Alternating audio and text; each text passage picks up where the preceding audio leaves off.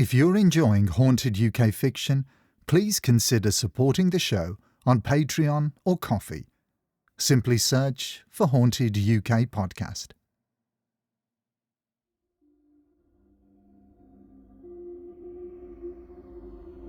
What struck me about the cemetery, aside from the pounding heat, was the serene atmosphere. There was a keenly felt tranquillity to the place which enhanced every aspect of the experience. The definition on the faces of the strikingly realistic statues, the stately mausoleums, and the vividness of the ivy snaking up the ornate crypts like verdant tattoos gave the place a sense of life. It was surreal and difficult to articulate. This was a place existing in the space between both words and worlds.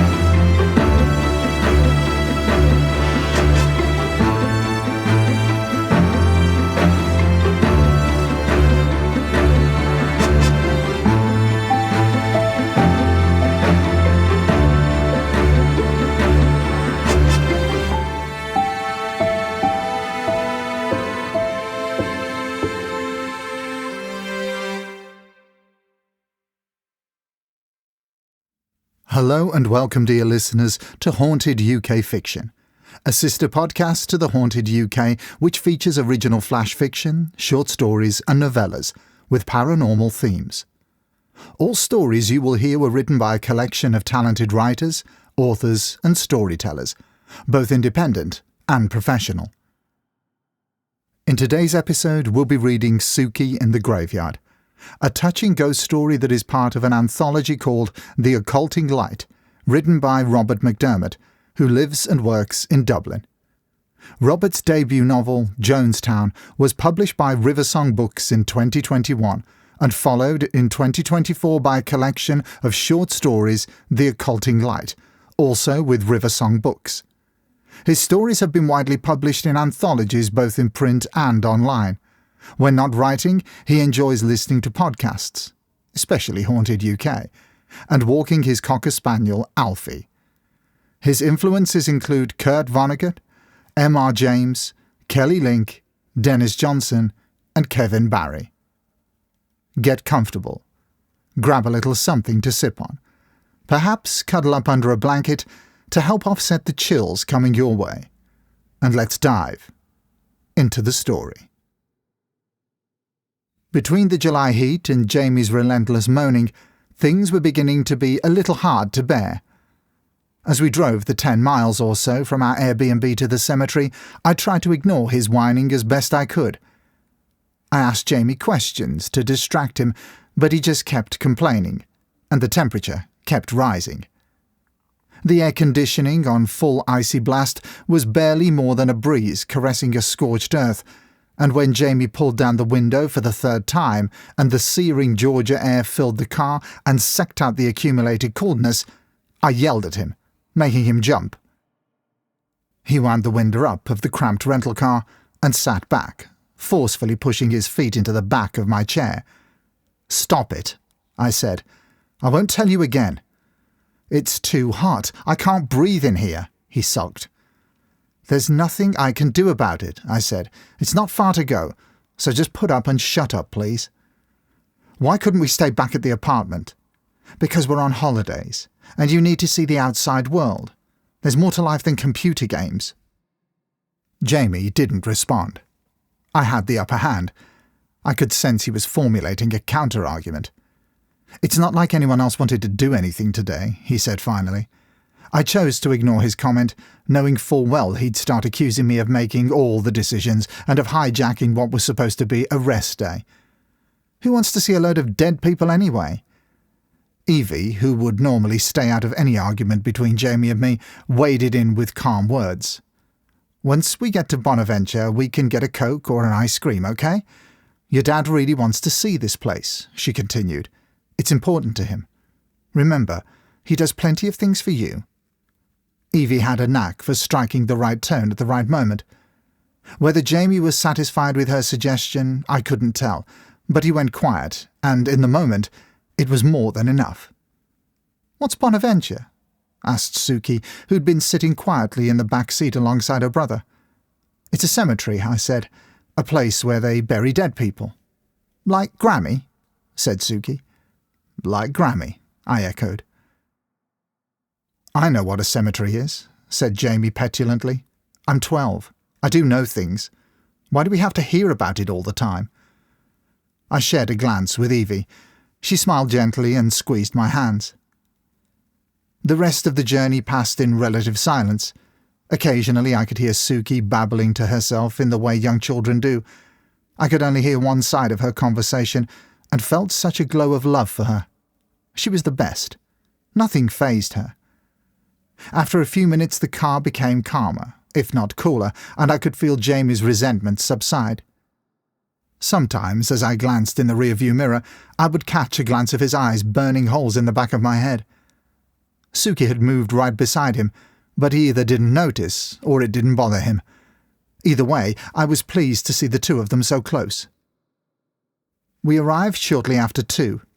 The drive from the Airbnb took no more than 30, maybe 35 minutes, but with the arguing and the relentless energy-sapping heat, it felt as if we'd been travelling for longer. Once parked, we stepped from the sticky car into the afternoon's thick humidity. The air was like inhaling wet paper, and I felt sweat trickle down my back. Evie and Jamie made their way to an ancient vending machine which stood squat in the shade by the restrooms. I mopped my brow and fanned my shirt to create a draft. We were all suffering in the thick heat. Only Sukie was coping with it. She smiled and squinted in the bright sunshine. "Are there kids in here?" she asked me, pointing to the entrance. "It's a really big place," I said. "I bet there are. Do you want to go and see?" She nodded and scrunched up her nose before scratching it. Evie returned with a can of Diet Coke and handed it to me. I opened it and handed it to Sukie, but she shook her head and made her way towards Jamie, who was leaning languidly on one of the impressive pillars marking the entrance to the cemetery. "Feeling better?" I asked. He grunted, and after finishing his Coke with an audible slurp, followed us in.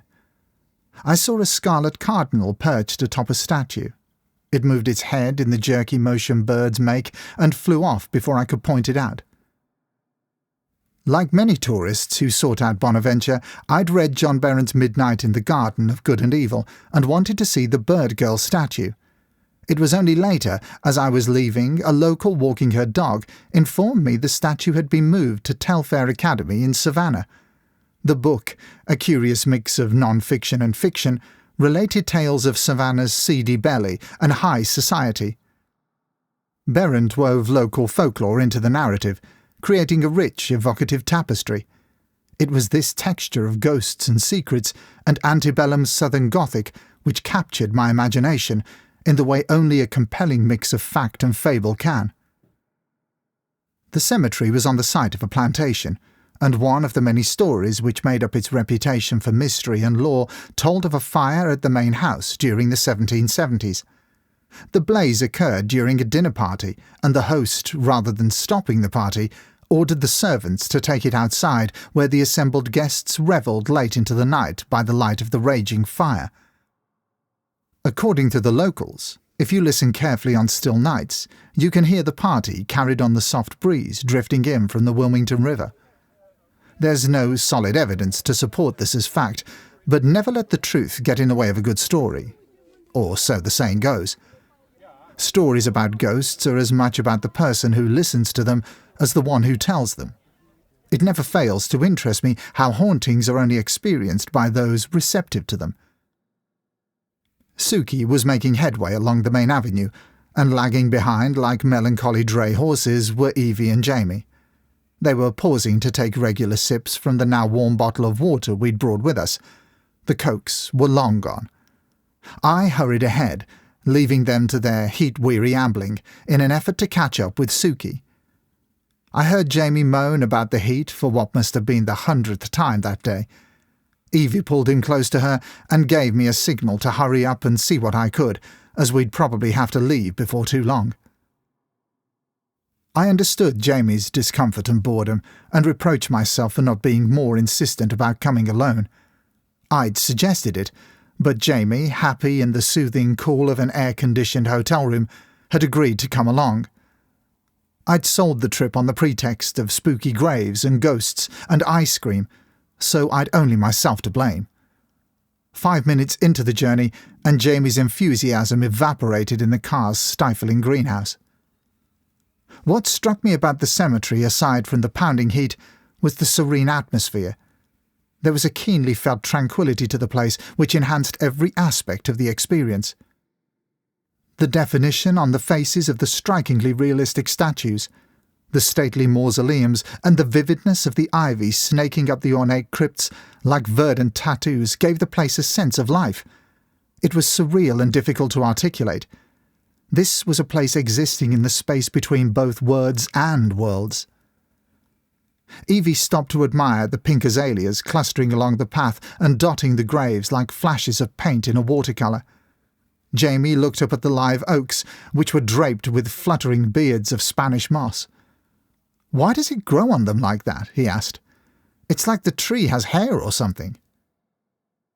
I had asked someone the same question as I walked through Colonial Park Cemetery 2 days before, and now repeated what they told me. It's not part of the tree. It's a separate plant that likes hanging onto the branches. "Like a lazy leopard," said Jamie. I nodded in appreciation of his words. "I think it's cool," said Jamie. "It makes the place seem relaxed." "So this wasn't a waste of time," I said. Jamie didn't say anything, but I knew I'd got through to him. He moved over to Evie and felt along her arms to her hands, searching for the water bottle. He took it from her and twisted the top and offered it to me. I shook my head and looked up along the path to where I could see Sukie moving through the light and shadows like a butterfly. After the brief pause, we ambled along in quiet procession, and I took in the angels and cherubs and names on the graves. I reflected on the lives those named had lived, and how they were now reduced to letters and numbers carved into marble. We stopped at a family plot and noted with sombre request the grave of an infant. As we moved further into the environs under the canopy of tangled oaks, we noticed with increasing frequency the number of graves belonging to children. Evie moved in beside me and took my hand casually, squeezing it as she had done in the car, before disengaging and returning to sync herself with Jamie's slow steps. I'd lost sight of Sukie, and feeling a tinge of panic, I moved more briskly along the path. We were deep into the cemetery by now, and Evie suggested we should turn back to the car soon. I told her if she wanted to make her way back with Jamie, I'd catch up with them. Jamie looked pleased by this suggestion, and they turned foot and began their slow retreat from the withering heat. Even under the thick oaks and moss, the sun pushed suffocating air from the ground like a wave of hot oil. I pushed ahead, and within a minute saw Sukie, sitting at a grave surrounded by a high and ornate wrought-iron fence. I approached slowly. Sukie was in one of her dreamlike moods, where nothing in the world bothered her, and, lost in her thoughts, she could while away hours narrating the events around her. She was a free spirit in the truest sense.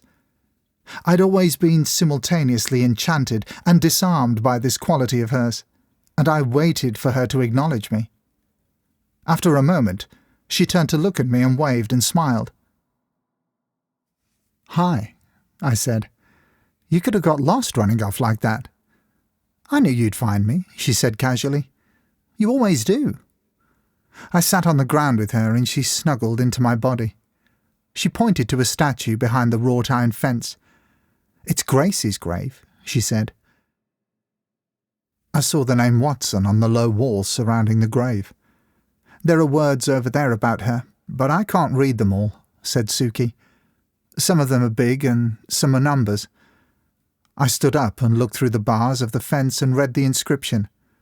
Little Gracie Watson had died on Good Friday in 1889, age 6. "The same age as me," said Sukie. She was reading my thoughts again. "I thought it apt, albeit sad, this little girl died on Good Friday. Something about the place made me think of death not in terms of finality or even separation, but as resurrection. It was the abundance of life which did it. The trees, the flowers, the skittering of small animals and the chirping of birds seemed to render death powerless. My eyes were drawn to the lifelike and life-size statue of Gracie. It sat at the enclosure's back end, surrounded by a muted congregation of purple azaleas. The inscription told of how the statue was carved by sculptor John Walsh from a photograph. I couldn't help but admire his skill. My eyes looked down at Sukie, who was examining the gifts visitors had left for Gracie. There were small stones as a mark of respect, but there was also a hairbrush and a yo-yo and small toys suitable for a little girl. Planted into the ground was a blue windmill, which brought to mind the Holy Angel's plot in Glasnevin, where the dead children of Dublin were buried. I thought of how these children and Gracie were connected through time and distance by the words of the world. I thought how the winds would race across the Atlantic to spin their windmills and sound their wind chimes. My thoughts promptly stopped in this moment of contemplation as Sukie's hand curled around my index finger. "I hear her ghost haunts this place. It says in the guide if you look at her eyes in a certain way, they follow you." The sound of these words broke our peace, and I looked instinctively to where it had come from. A young couple in smart shorts and T-shirts stood to my left. They shared a nod and one of those half-hearted stranger smiles with me, then took out their phones and snapped a picture of Gracie's grave. "Have a nice day," they said as they moved along. I looked back along the path. Evie and Jamie would be waiting. "I'm glad we came here," said Sukie. "Me too." "Can I stay and play with Gracie?" "Yes," I said. She smiled at me and gave my finger a squeeze. "I'll see you later," she said. "Not if I see you first," I replied. She skipped into the azaleas and disappeared into the light and shadows.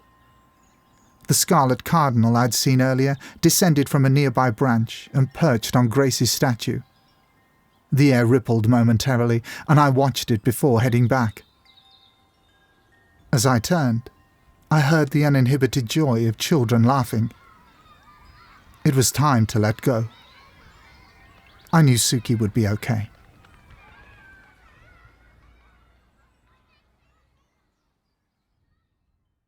That brings us to the end of this episode. We truly hope you enjoyed this haunting tale. If you would like to hear more from Robert McDermott, you can listen to 2 of his stories in Season 1 of Haunted UK Fiction. You can also find a link to his work, including his newest release, a detective thriller called The Fifth Shot, and his social media and contact information in the show's notes. If you have an original story that would send a chill down our spines and you would like to submit it for review, simply send it in to hauntedukfiction@hotmail.com. That's hauntedukfiction@hotmail.com. Until the next time, stay safe and take care.